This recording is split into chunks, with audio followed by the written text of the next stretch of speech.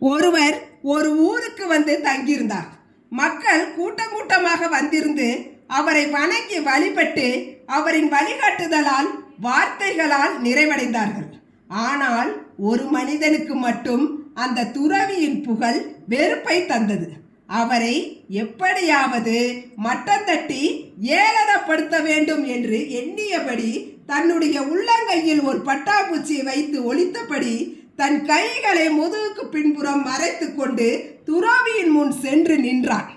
ஐயா, உன்னை எல்லோரும் ஞானி என்கிறார்களே, என் கையில் உள்ள பூச்சி உயிருடன் இருக்கிறதா அல்லது செத்து விட்டதா என்பதை கண்டறிந்து சொல்லுங்கள் பார்க்கலாம் என்று அவரிடம் சவால் விடுகிறான்.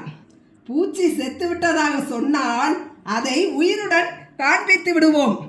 பூச்சி உயிருடன் உள்ளதாக சொன்னால் அதை உள்ளங்கையிலேயே நசுக்கி சாகடித்து காட்டுவோம் என்ற அந்த மனிதனின் எண்ணத்தை புரிந்து கொண்ட துறவி சொன்னார், அந்த பூச்சி உயிருடன் இருப்பதும் இறந்து போவதும் உன் கையில் தான் இருக்கிறது என்று சாதுரியமாக சொன்னார்.